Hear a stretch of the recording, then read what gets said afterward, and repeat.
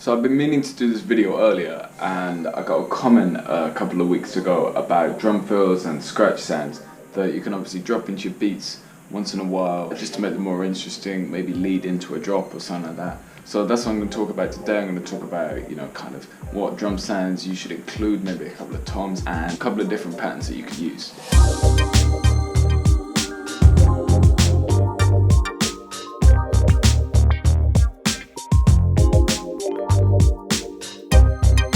So obviously if you want to do vinyl scratches, then you're going to need a turntable and obviously some records. I've got some records with just vocal samples somewhere, so I can get clean things without having to mess with the kick, the snare and stuff like that, and I can drop them in phrases. Maybe I want to lead into the chorus and I'll show a beat where I've done that. That's going to be hard if you don't have a turntable. So what I'm going to do is after this I'm going to record some samples of just me scratching a bit and drop them in a pack so you can download them and drop them into your beats, so hopefully that should be helpful. But in terms of drum fills, I made this track quite a long time ago, maybe around Christmas. What I've done is I used this plugin here, and this is in the complete start kind of package. You can get that for free, and I'm going to do a video of that soon, so watch out for that, where I basically talk about some of the free plugins I've used because I've been getting quite a few questions about that. It's kind of got all these drum loops that you can play, so obviously for the track I just use this one.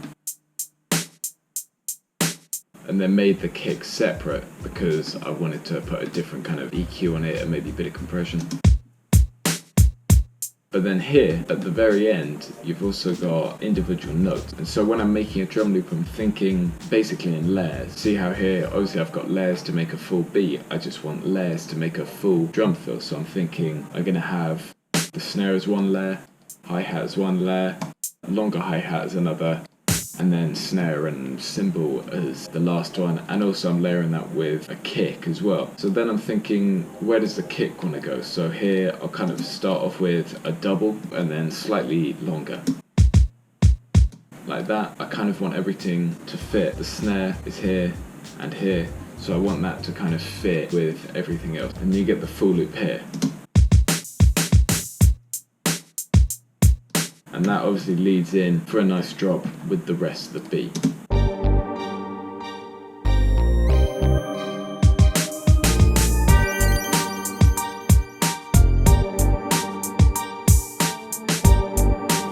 Like that. I'm going to show you another track now, so let's get onto that. In this one here, this is where I used all the scratch samples. So here I've got my scratch channels here, and I've just kind of done a random mix of them.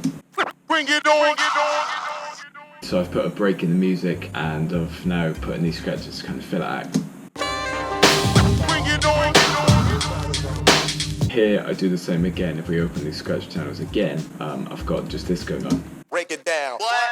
And then it comes into this fill here. This is the fill that I got out of a pack. There are loads of free packs out on the internet with free drum samples and free fill samples. So I've just used this one throughout the beat. And that leads in just here. So there. Another way that I can really make room for it is kind of to just stop the beat here. You see, in this last bar I've only got three things going, which is the scratch, the fill, so that I can have a big contrast between just those three things and then everything I've got in the chorus. So break it down. What?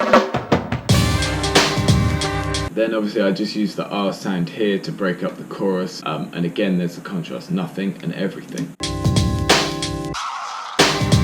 That's just a good way and an inventive way to use scratches. You don't have to do like a mad scratch routine if you're not a scratch DJ like me. Let's go on to the next one. I have used a drum fill from a pack, but I've also done quite a basic one here, but I've been inventive with it and you'll see why. To lead into the track, what I've done is just taken the same snare that I'm using, put it into this snare roll. You can see I've obviously got the quick sampler, and that's just the sample I'm using. Basically just put it in triplets, put automation on it, so you can see here the volume's rising constantly and the pan, it's sweeping from the right ear straight into the middle.